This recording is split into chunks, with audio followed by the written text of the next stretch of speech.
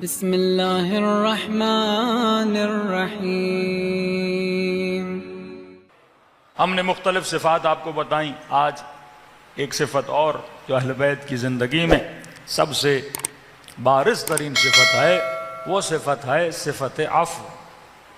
پہلی صفت ہم نے بتائی خوف پروردگار عالم، خوف کی 5 نشانیاں بتائیں، جو مجالس میں موجود تھے انہوں نے سنا ہوگا۔ آج ایک صفت پہ، وقت کی بھی کمی ہوتی جا رہی ہے، ایک صفت پہ گفتگو کریں گے۔ وہ صفت کیا ہے؟ صفت عفو۔ وَلْيَعْفُوا يَصْفَحُوا حَتَّى يَغْفِرَ اللَّهُ لَكُمْ۔ اگر چاہتے ہو خدا تجھے معاف کرے تو خود معاف کرنا سیکھ۔ جتنے جھگڑے ہمارے معاشرے میں ہوتے ہیں وہ کس وجہ سے ہوتے ہیں؟ کہ انسان معاف کرنا نہیں چاہتا۔ گالم گلوچ کہاں ہوتی ہے؟ جہاں معافی نہ دینے کی ضد ہوتی ہے۔ رشتے کب ٹوٹتے ہیں؟ جب میں معاف نہ کرنا چاہوں۔ طلاقیں کیوں ہوتی ہیں؟ جب شوہر معاف نہ کرنا چاہے، بیوی معاف نہ کرنا چاہے۔ یہ کیسا امیر المومنین کا شیعہ ہے، یہ کیسا حسین کربلا میں سب سے بڑا درس کیا دے رہے ہیں کہ حسین نے حر کو معاف کیا۔ حر معافی حسین کا نتیجہ ہے۔ ابن سعد کو خط بھیج رہے ہیں، کلام کر رہے ہیں، بھائی ہم معاف کرنے کے لیے تیار ہیں، آجا۔ کتنوں کو امیر المومنین نے معاف کیا۔ فتح مکہ کے بعد رسول خدا نے معاف کیا نا۔ ابو سفیان آیا، قاتل جناب حمزہ آیا، کتنے لوگ آئے جنہوں نے زیادتیاں کی، جنہوں نے پتھر مارے، لیکن رسول نے کیا کیا؟ معاف کر دیا۔ کیونکہ اللہ کی آواز ہے کہ اے مومن، اے رسول، اے امت محمد، اگر چاہتے ہو میں خدا تجھے بخشوں تو خود بخشنے کا حوصلہ اپنے اندر پیدا کر۔ الا یغفر اللہ لکم، کیا تو نہیں چاہتا کہ خدا تجھے بخشے؟ اگر چاہتا ہے خدا تجھے بخشے تو میرے بندوں کو بخشنا شروع کر دے۔ یہ بخشش کا جذبہ جس بندے کے اندر نہیں ہے وہ حسینی نہیں بن سکتا۔ یہ بخشش کا جذبہ جس مسلمان کے نہیں ہے وہ نہیں بن سکتا۔ ملتے ہیں رسول خدا فتح مکہ کے بعد جب مکے میں آئے تو کئی ایسے اصحاب تھے جن کی بیویوں نے ان کو روکا تھا نبی کے ساتھ جانے سے۔ کبھی کبھی بیوی دشمن بن جاتی ہے، کبھی کبھی اولاد دشمن بن جاتی ہے۔ بندہ رائے حق پہ چلے، بیوی دشمن بن جاتی ہے، رائے حق پہ چلے، اولاد دشمن بن جاتی ہے۔ ایران کے خطیب ہمارے استاد فرماتے ہیں، انہوں نے مجلس پڑھی، ایک جوان مجلس سے ہدایت پا گیا، اس کا باپ بڑا بد کردار، فاسق، فاجر تھا، دشمن دین تھا۔ وہ کہتا تھا یہ مولوی اور دینداری اور مسجد کی باتیں نہ کرو، ایک نمبر۔ ایک تو آدمی ہوتا ہے سیکولر، چلو دیندار نہیں ہے پر دین دشمن نہیں ہوتا۔ ایک آدمی نہیں، آپ نے دیکھا ہوگا قوم پرست لوگ زیادہ تر دین دوست نہیں ہوتے، دین دشمن ہوتے ہیں۔ ان کو چڑ آتی ہے نماز سے، روزے سے، اللہ کا نام لینے سے، اس قسم کا تھا۔ اب یہ جوان کسی مجلس میں آیا، خدا نے اسے ہدایت دی، ایک نمبر دیندار بن گیا۔ اب اس کے باپ کو یہ برداشت ہی نہیں ہو رہا تھا، بیٹا دیندار بن گیا۔ تو یہ مولانا کہتے ہیں اس نے بیٹے کو بے دین بنانے کے لیے ایک ٹریول ایجنسی کھولی ایران میں، اور سارے ٹرپ کہاں کے رکھے؟ تھائی لینڈ کے۔ اب لوگ تھائی لینڈ کیا کرنے جاتے ہیں؟ کوئی قرآن پڑھنے تو نہیں جاتے۔ اس جوان نے 6 مہینے میں ٹریول ایجنسی کا جتنا بزنس تھا وہ تباہ کر دیا۔ وہ تباہ کس طرح؟ اس مولانا نے کہا کہ بھائی یہ بزنس چلا ہی نہیں، کہا نہیں 6 مہینے زیادہ چلا ہی نہیں۔ اب آپ نے کہا کیسے تباہ ہوا؟ حالانکہ لے کے بھی جا رہا ہے، ٹرپ لے جا رہا ہے، لے آ رہا ہے۔ تو کہہ رہا ہے مولانا جو بھی جاتا تھا نا وہاں پہ میں اس کو کہتا تھا دیکھو تھائی لینڈ جاؤ گے وہاں تجھے ایڈز لگ جائے گی، تھائی لینڈ جاؤ گے HIV لگ جائے گی، تھائی لینڈ جاؤ گے مر جاؤ گے۔ اتنے لوگ گئے بیمار ہو گئے کہ جتنوں کو ڈراتا تھا ٹرپ بک کرانے آتے تھے، لیکن میری باتیں سن کے ٹرپ سارے کینسل کر دیتے تھے۔ تو باپ نے چاہا گمراہ ہو جائے، لیکن باپ بیٹے کا دشمن بن گیا کہ دیندار کیوں بن رہا ہے۔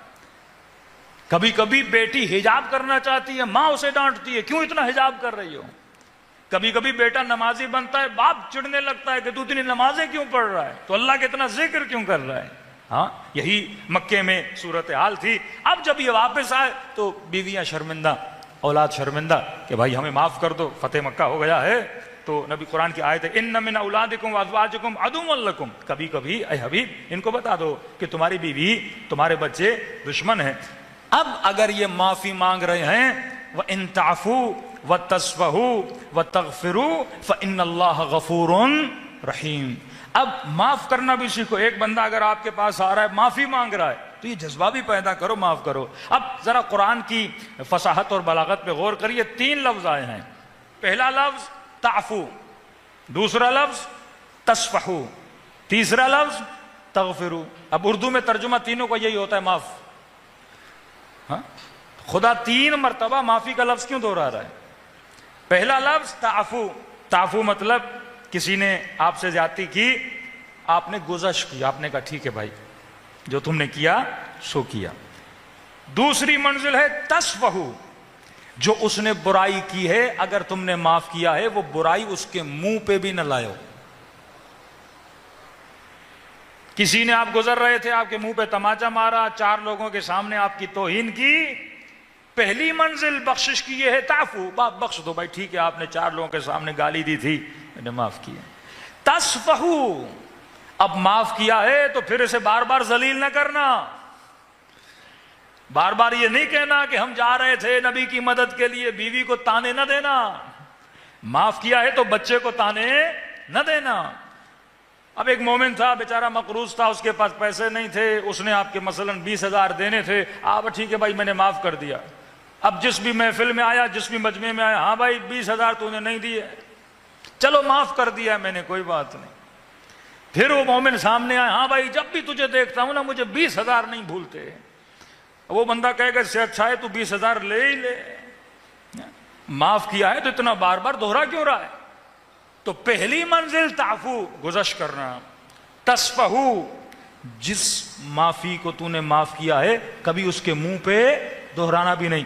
تیسری منزل وتغفروا، ایک مرتبہ میں منہ پہ لاتا نہیں پر دل میں بات ضرور ہوتی ہے کہ اگر معاف کیا ہے، گزش کی ہے، معاف کرو، منہ پہ بھی نہ لاؤ۔ تیسری منزل یہ ہے کہ اپنے دل سے بھی اس چیز کو، اس بغض کو، اس بیماری کو نکال دو اور دل پہ جھاڑو پھیر دو جیسے اس نے کچھ کیا ہی نہیں ہے۔ اب خدا کہتا ہے نا استغفر اللہ ربی واتوب الیہ، ایک مرتبہ کہتے ہو الہی العف، خدا بخش دے، مطلب درگزر کر، میرے اس گناہ کو معاف کر دے۔ ایک مرتبہ کہتے ہو نہیں غفران ہے، استغفر اللہ مطلب خدایا مجھے ایسے بخش دے جیسے میں نے کبھی گناہ کیا ہی نہیں تھا، اے خدا ایسے بخش دے جیسے میں نے زندگی میں کبھی گناہ کیا ہی نہیں تھا۔ تبھی پروردگار عالم کہتا ہے جو عرفہ کے دن، جو لیلۃ القدر میں آتے ہیں، ہاں مخصوص راتیں شب جمعہ آتے ہیں، خلوص دل سے رب کی دربار میں توبہ کرتے ہیں تو اللہ کہتا ہے میں انہیں ایسے معاف کر دیتا ہوں جیسے یہ ابھی ابھی ماں کے پیٹ سے پیدا ہوئے ہیں۔ ہاں، شکم مادر، وہ خواتین جن کی ڈیلیوری نارمل طریقے سے ہوتی ان کے لیے بھی ہے، تکلیف ہوتی ہے نا ایک عورت کو بچہ پیدا کرنے میں۔ خدا کہتا ہے جب عورت اس طرح بچہ پیدا کرتی ہے، تکلیف اٹھاتی ہے، یہ نیت کہ میں ایک سپاہی پیدا کروں، ایک کنیز سیدہ پیدا کروں، ہاں خادم بھی ہے، مومن بھی ہے، مومنہ بھی ہے۔ فرمایا بچہ پیدا کرنے کے بعد خدا اس عورت کو ایسے کرتا ہے جیسے یہ خود ابھی ماں کے پیٹ سے پیدا ہوئی ہے، اس کے سارے گناہوں کو بخش دیتا ہوں۔ کبھی بھی کسی مومن کو خدا فری میں تکلیف نہیں دیتا، اگر کسی کو فری میں تکلیف دی ہے تو اس کا اجر بھی دیتا ہے۔ جیسے آپ نے کوئی گناہ نہیں کیا، خطا نہیں کی، اگر تکلیف آئی اس تکلیف کے نتیجے میں خطا مٹ جاتی ہے۔ دوسرا، اگر میں نے کوئی خطا نہیں کی لیکن پھر بھی تکلیف آ رہی ہے تو خدا اس تکلیف کا مجھے کیا دیتا ہے؟ اجر دیتا ہے یا گناہوں کو بخش دیتا ہے۔ ملتا ہے کہ بعض لوگ جب قیامت کے دن آئیں گے بڑے بڑے بڑے پہاڑ نعمتوں کے نظر آئیں گے، فوراً پوچھیں گے ملائکۃ اللہ یہ پہاڑ کس چیز کے ہیں؟ آواز آئے گی جو تکلیفیں تجھے دنیا میں آئی تھیں ان کا نتیجہ ہے۔ دوسرا جو اللہ کی دربار میں گڑ گڑا کے دعائیں مانگتا تھا نا، مصلحتاً خدا تیری دعا کو قبول نہیں کرتا تھا، یہ پہاڑ انہی دعاؤں کا کیا ہے؟ نتیجہ ہے۔ کہتے ہیں اس وقت آہ حسرت بھرے گا، کہے گا اے کاش دنیا میں کوئی دعا قبول ہوئی نہ ہوتی، اگر مجھے پتا ہوتا قبول نہ ہونے کا اجر اتنا ہے کیونکہ وہ عالم ابد ہے. صلوات پڑھے محمد و آل محمد.